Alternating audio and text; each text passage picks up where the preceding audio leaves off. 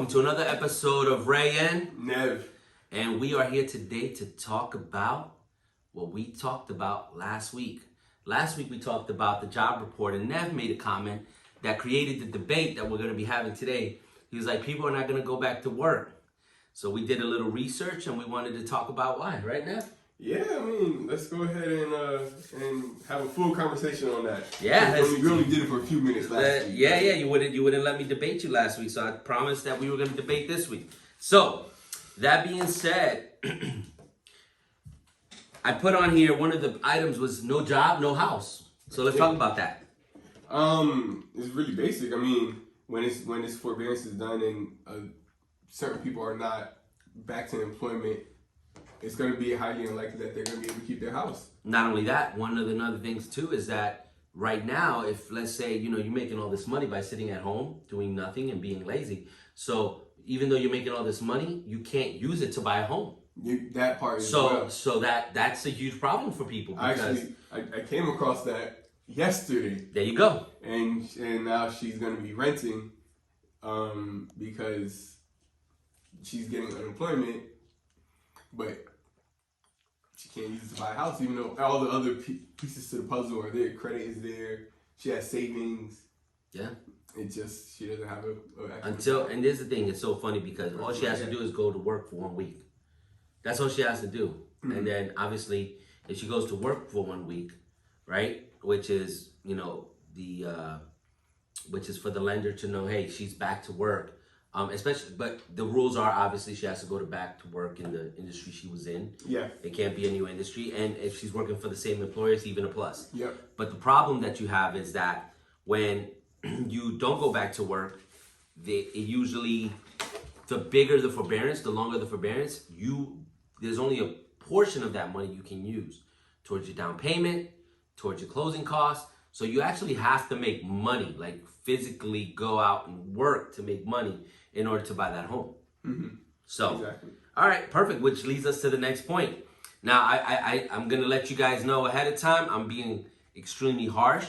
I don't know everybody's situation, but I really don't care because at the end of the day, there is enough employment out there. So if you're not working today, in my opinion, you're lazy. But Neville's going to tell me why I'm wrong. I feel like that comes to the question. I feel like the question needs to be asked. Instead of making a statement, let's go ahead and ask. If we're 100% open, why are you still home and not working? For the most part? Okay. I feel like that's a great question. That's a real question. So my thoughts on that is if you're not back at a regular job where you're a W-2 worker, and we're 100% open, I feel like this is one of those times when it's like people are following kind of like those thoughts that they had when they were working, like, oh, I want to do this, but I don't have time to focus my energy on it. They're starting startup businesses. Yeah. And I'm 100% for that.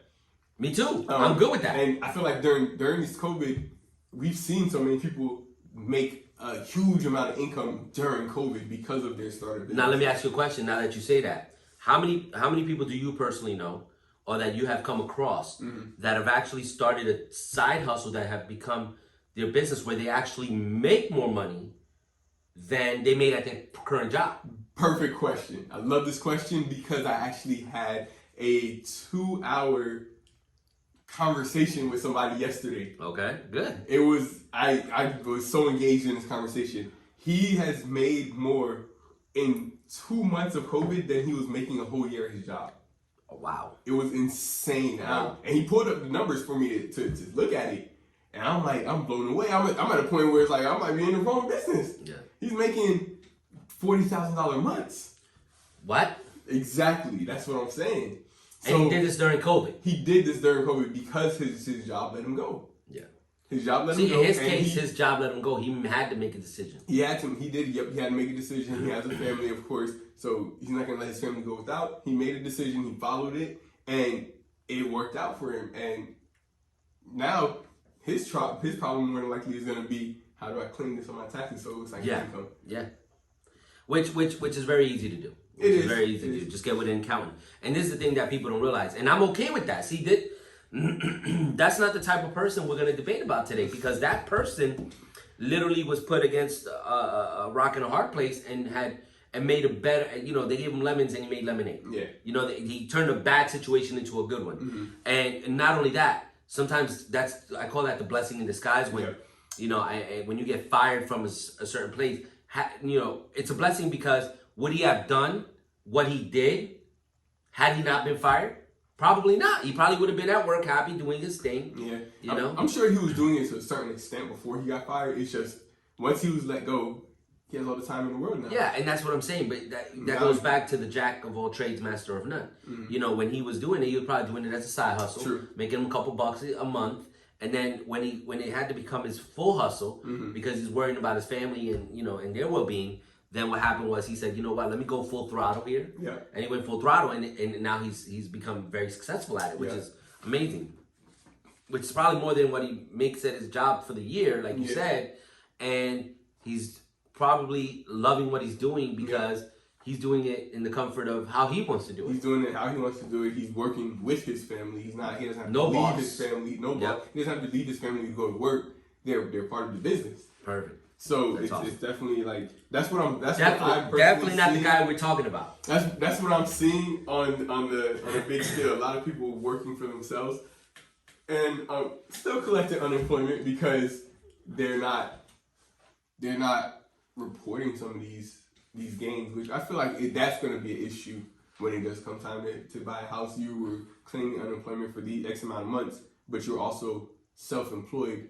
What do you do when it's time for your taxes? You know? Well, that's not even the biggest problem. The biggest problem there is you're supposed to, when you're collecting unemployment, and I know this from back in, you know, ancient times when I was a W-2 employee, any income that you make, you have to report. Yep, exactly. And if he's not reporting it to the IRS or to the unemployment whatever organization of the government, what's going to happen is he can't. The minute he starts reporting his income, they're gonna hey, we want our money back. Yeah.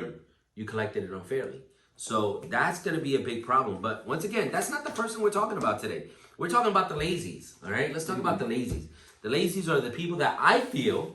I'm gonna tell you what the lazies are to me. Those are the people that I feel are staying home because they're making more money or the same amount of money that they made if they were working. And because we are allowing the government, or we're okay with the government, giving everyone this surplus of extra unemployment benefits. I don't feel like that's being lazy. I feel like that was you making a choice of, or somebody making a choice of, the smart choice of, okay, I can get the same amount of money without doing a lot of work. Is that not working smart? That's not working smart. And on top of that, not. It's the opposite of working smart. It's you could say being smart. It's being smart. You're making a smart decision. Wouldn't you take the free money? No. Let me explain to you why. Before you say that, they're taking the free money. Okay. They get to stay home with their family, right? I'm cool with that. Perfect. I had a third point. I'm forgetting the third point. It's important as well. I'm gonna let you say what you need to say. Okay, all right. Remember that third point because it's got to be important because so far your first 2 points are weak. Staying at home with the family, you know, screw the family. That's awesome. No, that's awesome. That's awesome. Listen, we both work in an industry that allows us to do whatever we want. Like you were telling me, we were talking earlier today. You went to go to your nephew's graduation. Yeah. Could your boss tell you no? Why not? Because you're your own boss, right? So now let me ask you a question. Did you stop working? No. Why not? Wow. You get all this free money too. I didn't need to stop working. But why not? If I enjoyed my job, why would I stop working? So let me ask you. So would it be fair to say that somebody that works a job and loves it, sometimes money isn't the factor? It's safe to say, yeah, to a certain extent. Okay.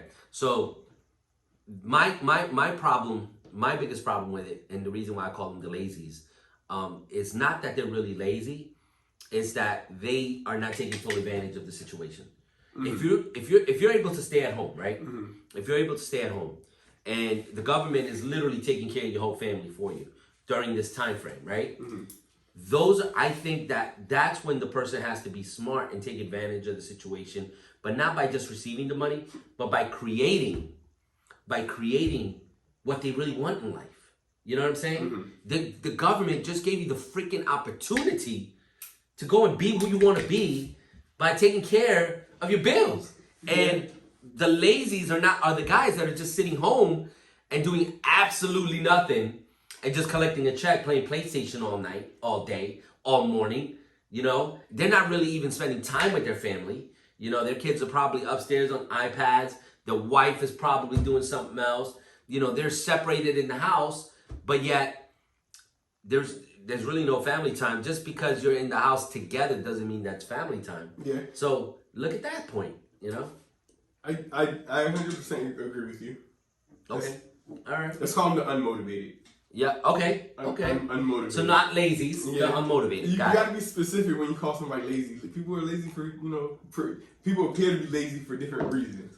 Yeah. When a lot of it is lack of motivation to want better or do better, right? Yeah, I agree there. I feel like it's a lot of lack of motivation, lack of direction, because everybody isn't made to be self-employed. No, and I agree with you 100%. Not everybody can be a chief. Obviously, there's gonna always be more Indians than chiefs, and I'm okay with that because even in this industry, right? So we work in real estate, and real estate is an industry where self-motivation is a big part of what we do. You have to be able. You don't have a boss that's gonna call you every day unless Ray's your boss or Ray's your broker, and he calls you like, "Where you at?" But for the most part, you actually have to do that yourself. Yeah.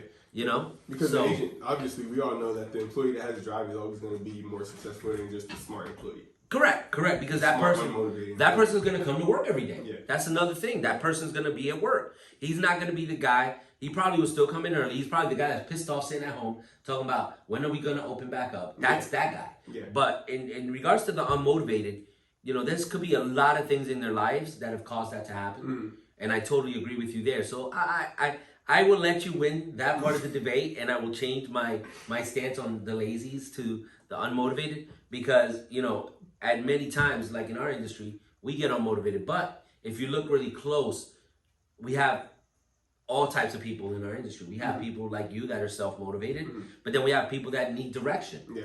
That every day they'll come in and be like, Ray, what do we need to do? Yeah. What do I need to do?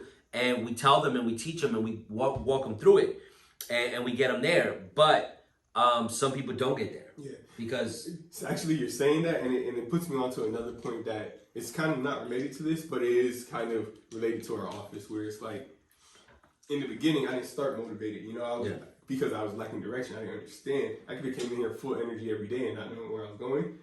But there's a lot of people in this office that will point you in that direction, which allows you to just, that's where I need to be going. Okay, I'm going in that direction full speed. Yeah. And I feel like that's something that really does build that drive once you start seeing like a clearer course. Well, yeah, absolutely. And the thing is, you're going to look at it from the standpoint of, so you have people that that are motivated because they're directly being, mentored or pushed, or you have people that are just motivated, period, because they're looked at in the sense of, how do I say this? So they're looked at in the sense of, they are kind of attaching themselves to what they're seeing. Yeah. They're becoming part of that environment. Yeah. So they may come in unmotivated or motivated, but don't know what direction to go. But as soon as they attach themselves to that environment and they feel motivated, they'll push forward. Yeah. And that's what I see. So now, in regards to my question to you is, how much longer do you think the government's going to allow this to happen? Because we got the jobs report right here. We're going to be talking about that. I feel like that is going to have a huge impact on whether or not unemployment is still going to be paid out. Because what's the sense of unemployment being paid out if there are jobs that are available for Well, think about it right now. There's 17 states that have decided that they're going to end that surplus benefit. We're not one of those 17 states. I wish we were. But on top of that, though, it's not like this is just free money. This is money that your whatever company you're working for was paying into unemployment. No, I understand that, but I can almost guarantee you. So I'll tell you like this, based on my unemployment payout, there's no way I can afford to pay $300 a week extra to Sierra if she wasn't here. So just to let you know, the amount of money that I'm paying out for unemployment, it's not enough. So all that money is actually going to be a surplus where the American tax dollar will have to cover that that bill, for the lack of a better term. Yeah. So if Sierra had to do it, I think based on the amount of money that I've paid in for the amount of years she's been with us, I am looking at it maybe a year's time, maybe 6 months, but not 2 years, 3 years. We're going on almost 2 years. Honestly, with Florida being 100% open, I don't really see a reason for it to be paid out. I do feel like it needs to be something that's phased out. Yeah, I agree. If there's jobs still available, if there's X amount of jobs still available, X amount of people on employment, and we're in a fully functioning state. Yeah. Well, I'll tell you this. So I've talked to certain people in the street and stuff like that, and I talked to a lady one time, and she told me, she turns around and she's like, yeah, Disney called me back. So I'm sitting with one of my investors who happened to be a Disney employee, and she's telling me, yeah, Disney has a policy in place. All right. Now, I don't know how true this policy is, but you guys can check on it if you're a Disney employee or not. But they can call you up to 3 times before they let you go. Okay. And you can say no up to 3 times before they let you go. So let's say your job becomes available. They'll call you and say, hey, Neville, you want to come to work? And Neville says, no, man, I'm chilling with that surplus check, right? And they'll say, okay, no problem. The second time they call you, once again, Neville can say no. The third time, Neville can't say no. At that point, they'll replace the position. Yeah. So Disney, I think, is taking a stance, and I think that's okay, and I like that. But other jobs are not. I mean, there's jobs out there now that are offering sign-on bonuses. They even have, okay, so I was even reading this. So there's something to mention about that, but go ahead. Yeah, there's a store that actually has an application bonus, like McDonald's. Yeah. If you just go and apply, they're gonna give you $100. Oh wow. Just if you go and apply. This is the crazy part. Check this out. So they go and apply, they get the $100, and the reason you're gonna get the $100 is because McDonald's is gonna hire your ass. They're just gonna hire you. They're not gonna hire you because they don't want to give everybody $100. They want you to work for it. Yeah. So. They're actually, so I seen, it might have been McDonald's, I can't really 100% remember. They were giving an iPad away. Yeah, I saw that too. And it was, there were obviously some stipulations to it. You need to work for X amount of days. No, it's months. It's months. It's like months. You have to be there 6 months minimum. 6 months. I think that's McDonald's, and I think that Applebee's is doing something like that with not the iPad, but the sign-on bonus. And you have to have like good standing in the company. So I mean, obviously on time and coming to work and everything. Yeah. But I'm like, all right, wow, you work for 6 months, you get an iPad. But when you're looking at it, like, dang. If I was just working for McDonald's for 6 months, would I be able to afford the iPad? Exactly. That makes sense. That makes sense. Listen, they're trying anything and everything. Look, so the job report states right now we have over 1.1 million jobs in Florida right now. Open jobs. Okay? So it was really interesting as I'm looking through this. Chief executive officers. How many do you think we need in the state of Florida right now? There's job openings. This is the job openings report. How many do you think we need in the state of Florida right now? In the state of Florida? In the state of Florida. Chief executive officers. These people make anywhere between $150,000 to $197,000 a year. I don't know how many. Don't look at my screen. That's not a number I can guess right now. It's a small number. What, like 50,000? Like 8. Wow. We only need 8 executive officers in the state of Florida. We're 8 negative in the state of Florida. Now, management. Let's talk about management. That's a big number. How many managers do we need in the state of Florida right now?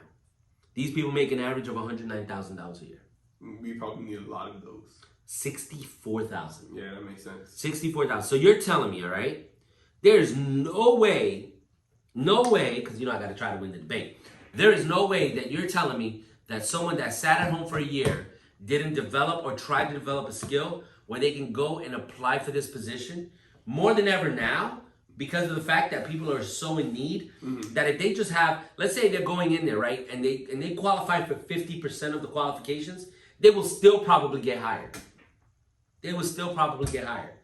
Our unemployment rate is only at a 6.8% because people have stopped looking for work. Yeah. They don't want to work. Why? Because they're making money. And it's not fair. I don't think it's fair to the American people. I don't think it's fair to even them as human beings, Hey, different strokes for different folks. I agree, man. I agree, but wow. I mean, there's a 1.1 million jobs. I mean, almost 2 million. Almost 1.1 million, 93,260 jobs currently available. Wow. What do you think that means for like the housing market? All these people unemployed. It's scary. It is scary because if okay, let's talk about people that have homes. Mm-hmm. Eventually, the unemployment stops. They didn't prepare themselves for it because everybody likes to be a procrastinator. Now they're screwed because now they have to make their payment, and when they go to make that payment, guess what? The money's run out, and now they can't make the payment. So what do you think that's going to do? Foreclosure right away. Less pendices are going to be sent. Foreclosure is going to go out. Yeah, and that's what I see. What about you? What do you think? What do you think is going to do to people that don't have homes? I feel like this is that don't have homes. That don't have homes. Oh boy, this puts them in a really tight situation. Just yesterday, I was looking at rentals. Oh my gosh! Wow, right? I think I added maybe 9 different zip codes and maybe 7 rentals came up. How many? 7. Wow. So this is a tight situation. If you're renting right now and you might have good credit, money saved up because you haven't been working, but you've been getting unemployment, everything. Yeah. But you haven't been working. This is gonna be a hard time for you to go get a rental once your lease is up if you don't stay where you're at, or if you have to leave because they're just not out. Yeah, because somebody that you're renting from could be wanting to sell because it's a seller's market. So. And I've seen it already in my neighborhood. People that I know that are renting that I'm friends with, the owners, the landlords decide I want to sell. I'll give you something on that. That's crazy. So I just got a call from one of my clients here that they have they're older, so they have their uncles and aunts, and they were both renting 2 different locations. They were in South Florida. They were in efficiencies. Okay. Right. So for those of you who don't know, in Florida, people are doing this. This has been a common theme for the whole state. So what they'll do is they'll turn the garage into a mini apartment. They'll call it an efficiency. And what they'll do is they will rent that out for a couple bucks, $600, $700, $900, depending on where you are. Well, both families at the same time were advised that the owners are selling the home. So they have to move out, right? Now, keep in mind, they've been living there for 10 years. So their rent hasn't gone up very much because when you have a good tenant, you always keep the rent low and stuff like that. You never up it to market like everyone else does. So their rent in South Florida, which is more expensive than Orlando, obviously, right? Was only like $900 a month. Holy wow! Do you think they're gonna find something for $900 a month? So she says, "Hey Ray, can you help her?" I said, "No, I can't. Unfortunately, I don't work in Miami, but I did send them out to Carrie and Esther over in our South Florida branch. Shout out to them. They did an amazing job for them. Got a call from my client yesterday telling me that they were ecstatic. They literally had to create a cohabitat situation to make them so that they can afford the place that they were moving to. And even though it was a little bit more than what they wanted to pay, it was the only option they had. Yeah. It was the only option. And they had been looking, mind you, they called me back, I want to say March 15th, March 20th. And looking now, they just got the place. Exactly. This is not, people, we're putting ourselves in a tough situation. Yeah. There's no renting, there's nowhere to really rent because everybody's selling their house. These landlords are selling their house that they might have bought it in 2004, Yeah. in a bad situation, and it was probably priced way too high at the time. They're Or finally able 06. or 06, and they're now finally able to sell it for higher than what they bought it for. So it's a kind of a no-brainer to them, but it's putting a lot of renters in a tough situation. They're just not available right now. And then on top of that, major concern that I have with every renter that I've spoken to, maybe in the last week, because there's a lot of them. If the landlord decides to sell, how do I and I'm living there, how do I stop that? And I'm like, unfortunately, this is the downside of renting. Yeah. You don't have control of whether or not that landlord is selling. Matter of fact, there's a clause in the contract that allows the landlord to sell. Yeah. Depending on who wrote up that contract. Exactly, and what kind of notice do they need? 15 days. Exactly. 15 days. So it's like I'm sorry, but there's really not much control that we have over that. If someone wants to sell their property, they can sell their property. You know who does have control over that? The landlord. The people who own their property. Correct. The people who bought a house. Now, They don't. If you own a house and you're paying a mortgage, you never have to worry about if the bank decides they don't want to have this house anymore and they sell it, what happens? Nothing happens to you. They sell your loan, nothing changes. If they decide they want to charge you more, is that possible? No, you're literally you're stuck on fixed rate income. Fixed rate income. I mean, fixed rate interest. APR. Yeah. Interest. So you're not going to be paying more later. That's the benefits of owning a house. You have security, a peace of mind that I can live here without someone else impeding on it. Yeah. But and that's one of the huge advantages. And one of the things is your rent doesn't go up. mm-hmm. As rental rates are going up every month and every year now, they're going up astronomically as opposed to past years, previous years.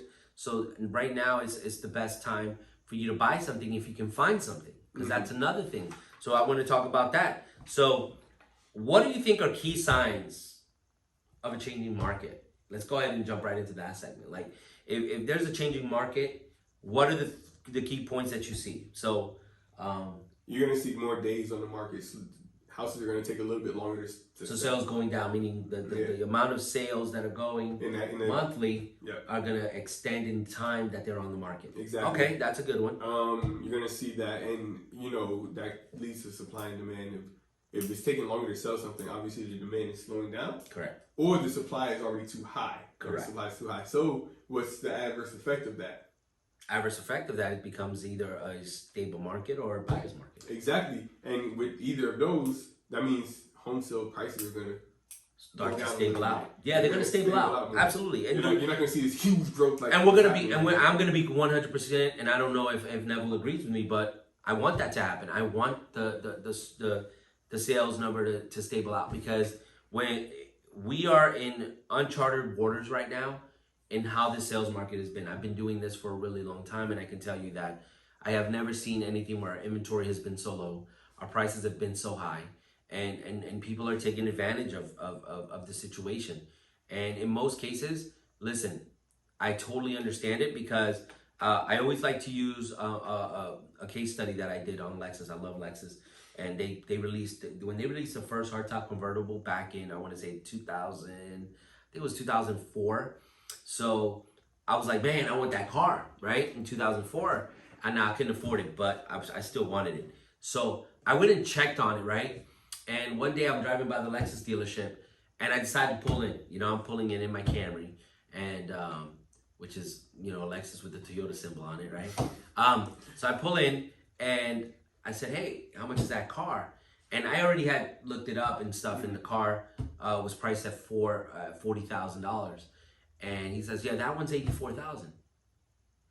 So I asked the salesman, I said, mind you, I was a lot younger back then, and I said to the salesman, I said, I looked at the MSRP, it's only 40 grand. He says, yes, supply and demand. They've only built, 600 of these so far, and I don't know if they're gonna build more of them. So at this point, if you want to be one of the 600 people to get it, then you're going to have to pay that price. So that being said, I totally understand the seller.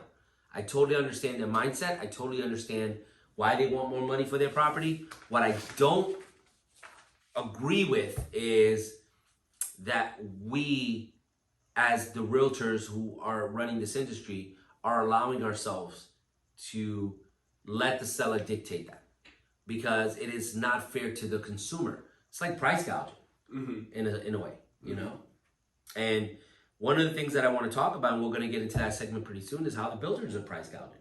And we're going to call you out. Builders, cease and desist will be sent out. Attorneys will be sent over to tell us to stop doing and saying what we're saying.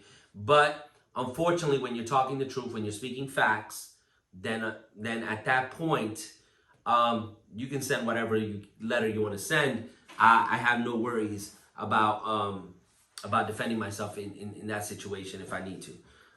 Just know that if you send a cease and desist, I have friends that are attorneys, so most of them do the work for me for free. So go ahead, have at it. But anyway, we'll talk about that in a minute. I just want to continue with the market changing. He has friends that are attorneys, by the way. So yeah, do not, and my friends are Neville's friends, so just know that. Okay, so that being said, prices starting to stable out is very important. I think that's More inventory automatically indicates we're going in the right trajectory to becoming a stable market, which is where we all realtors, I'll be honest with you, most realtors won't tell you this, but that's how we feel we want it to be because it's a better market. Right now it's very volatile and it's very aggressive in the wrong ways. Most people are not happy with the purchase of their home because they're having to purchase something because it just exists. They were the lucky one out of 20 people that submitted an offer that got the house, but they're really not 100% in love with the house. So it's not the same experience as before when we had that client that fell in love. It was the perfect home for them, and that's what they wanted, and they're not getting that. No. Now I'm going to go ahead and shift my focus on the builders. What should we focus on when buying a home with a builder? Most basic thing ever that no one ever really reads is your sales contract. Absolutely. You ever ask yourself why the sales contract for a builder is so big? I mean, it's 41 pages. It's huge in pages, and then on top of that, it is in small writing, which means this thing could have been 100 pages easily. So the font is so tiny. It's written like that because it's kind of like you don't want to read it, but if you ever do sit down and read it, it's really alarming. So things that are in there, and you're like, what? They're allowed to do this? Well, this is what I recommend now because of the volatile market, and I know, and just understand me when I say this, builders are not going to care if you decide to buy with them or not right now because they have lists of people that are on a wait list waiting for someone to say, never mind, I don't want the home, so they can jump on board. So that being said, one of the things we recommend, okay, for those of you, this is one of the biggest purchases of your life in most cases, okay? Definitely get an attorney involved and have an attorney review the contract, okay? Definitely, and if you want to know an attorney that we use here locally in Florida, just reach out to us through the chat and we will send you over the attorney's information, okay? But get an attorney to review a contract. The cost of that is usually between $250 and $800, depending on how extensive you want them to research the contract. Unfortunately, a builder right now won't change the contract. It's either take it or leave it. But one of the things that we found out as I'm dealing with more builder issues every day is that they're taking you out of the contract even before the house is built. Have you seen this? I haven't. It's crazy. I'm like, I've seen it where the sales contract was sent to a client and they sent it to me. Hey, can you look this over really fast? Make sure the numbers make sense. Yeah, I'll do it. And I look at it and where's my name at? Wow. Like it's happened almost every single new build. And I'm like, where's my name at? I look over the whole thing and I'm like, first of all, this isn't even the sales price we agreed on there or the escrow amounts, but where's my name at? Yeah. And that's it's wild to me, the fact that was never sent to me. And the reason they're doing that is because if they can eliminate the realtor, they can eliminate the representation. See, what people don't understand that realtors in the real estate realm, we're not attorneys, but we're kind of like attorneys in the real estate realm. Like we know the business, and we don't study law, and we don't talk about law or do law. But what we do is we know how to read that contract and we know how to get attorneys involved that can interpret that contract. And having that representation rather than not puts you in a very, very vulnerable situation. And a lot of people are going there. And the worst part about it is when you're not represented and now you're going through a problem and you go look to see if that person that you thought was representing you is representing you and you find out they are not, they can't do nothing to help you. Zero, zilch, nothing. Yep. And that is definitely going to hurt everyone involved. So that being said, first thing in the contract, have it reviewed by an attorney. Clause number 1 you want to avoid from having in a contract. Avoid that the contract has an arbitration clause. Okay? I'm not speaking as an attorney, but after speaking to a bunch of attorneys, if we can get that clause erased, let me tell you what that does for you. It gives you the right to sue. If it has an arbitration clause within the contract, it does not give you the right to sue. It gives you the right to go into arbitration. Why do you think the builders do that? Why do you think the builders put an arbitration clause?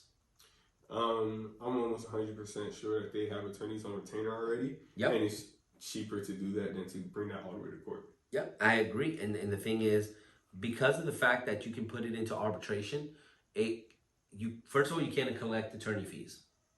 So if your attorney is a great attorney and they beat the other attorney and get you what you want, you can't get your attorney fees paid by the other party. That's one. Number two, that I found out about is when you go into arbitration, the biggest thing that you have is that you have your costs, they have their costs, and whoever's the beginning party that's starting the arbitration, costs are a little bit higher than the one that's not. So your costs are going to be higher than the builder's cost. Now, these are all deterrents for you not to go after the builder for doing bad. But this is one thing that they don't have, guys. This is one thing that they don't have. They can't come after you for talking the truth.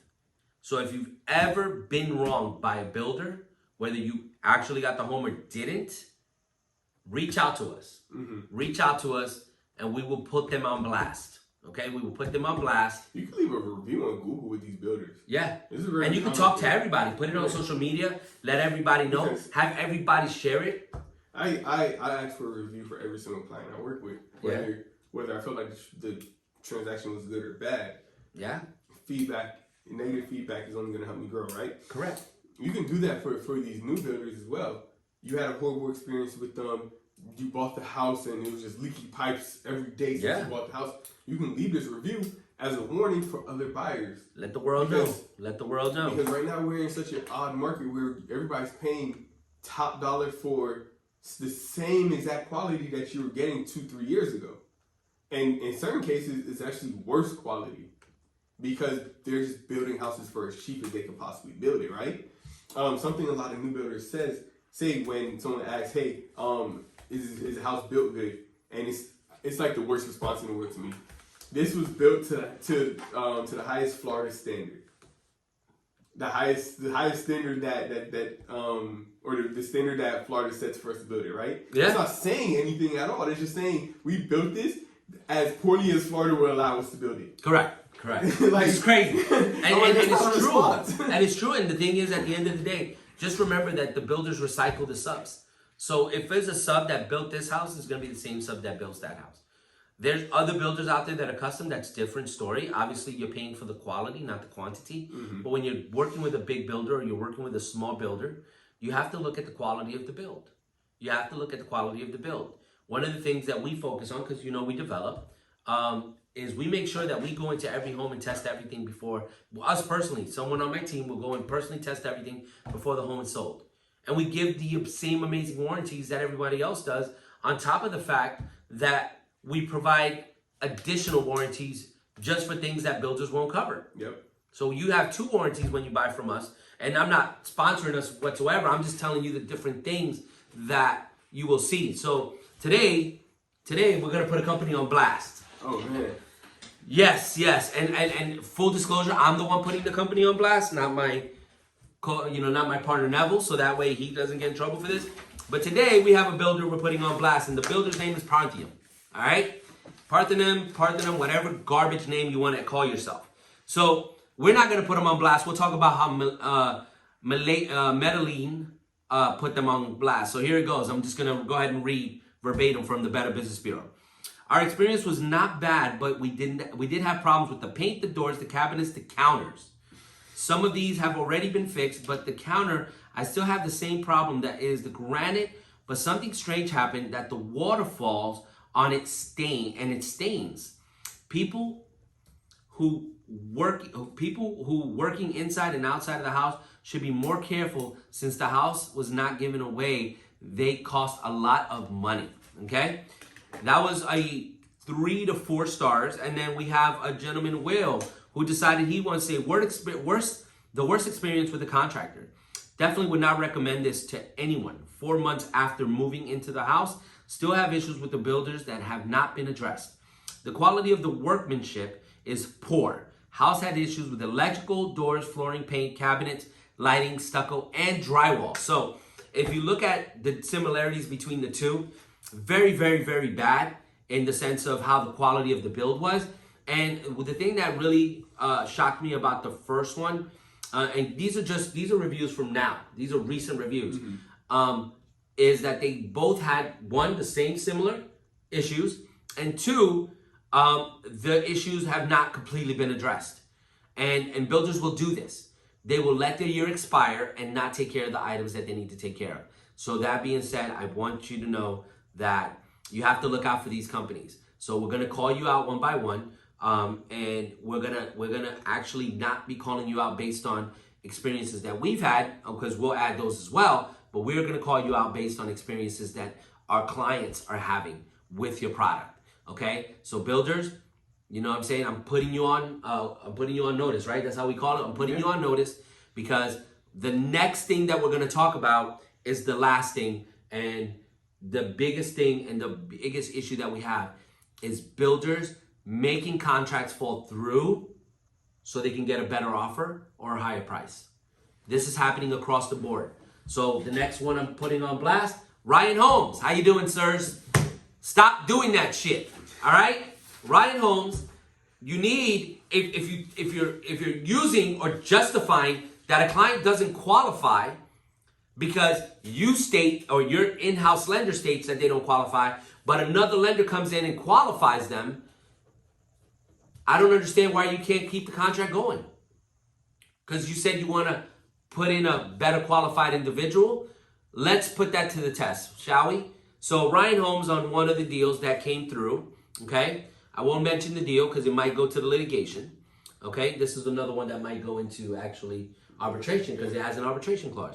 But so I won't mention the customer nor the home, but the situation is that the client was approved by an outside of their network lender, which, by the way, the contract states you can use whatever lender as long as you can provide and close, which in this case the client is. So just so you know, this might go to litigation, so I can mention it. I don't want to mention it, but I do want to tell you this. You're on notice as well, Ryan. I have told my agents to watch out for you. I have told the clients to watch out for you. We close over 70 transactions a month here at this office, and we close company-wide over $1 billion in sales. We do a lot of your business. So we're putting you on notice. We're letting you know you need to stop it. You need to stop it. These clients deserve better. Okay? So that being said, I'm done with my rant. I'm done with my rant. Should we end it right now? Are we good? Last thing I want to say is, when you go to these new builds, they're going to say a lot of things. The sales rep is going to say a lot of things to get you to sign today, right? Yep. What they're saying is great. Awesome part about being represented is I'm going to be sitting in that room with you, right? I've heard sales reps say, promise the world. Yep. And love it, right? Let's go ahead and sign. But let me get that in writing. Yep. I've gone so far that it was literally it was a flyer for a new build, and I made him write it on the back of the flyer what he said and sign off on it. And when the house was built, what he promised was not in the house. Here goes the thing. I sent him the flyer and said, did you not say this? Is this not your signature? Whole appliance package was updated. Wow. Everything, and they gave him a fridge because the fridge wasn't there before. Because it was what the sales rep promised. You need to get this stuff in writing. It doesn't need to be written on the official contract, but they need to write it. I had him write it, and I emailed it to myself. This is things that you know as a realtor, because obviously you have had clients that have come to you that have been burned in the past. And they say those things with expectations that it's going to take 8 months to build your house. Are you going to remember a conversation from 8 months ago? No, absolutely not. Guess what my job is? To make sure to remember. To remember a conversation from 8 months ago. So I have things set in place to make sure I'm going to remember what was said. Even though that deal, I wasn't hands-on with it every single week. Correct. It's a build. I'm not going to go out there and build the house myself. It's just when it came down to a week before closing and we're walking the house now, let me go back through my files and make sure everything looks right. Absolutely. And I'm glad that you brought it up, because you made it live, because I was flaming. You could tell I was upset. So thank you so much for watching. We're gonna continue to bring you these episodes. Let us know what you want to hear. Let us know. Like I said when we started the podcast, me and Neville talked about this. We knew this podcast was gonna become something where we wanted to bring the information to the people, and that's why we say the good, the bad, and the ugly. We talk it all. And you know, when we make mistakes, we'll talk about those too, Yeah. because we're human beings. So we all make mistakes, but what we will not do is we will not take advantage of you as a consumer, and we will not let anyone do that. Let us know kind of like what's your concerns as a buyer and what's your concerns as a seller. As What's a seller. important to you? Exactly. Leave it down in the comments and we'll discuss it kind of so we can try to get over those bumps and try to Build take a those better concerns out of the way. build a better experience and build a better connection with you as a client. Exactly. Thank you so much for watching. See you next week. Yep. All right. I don't know how long that was, but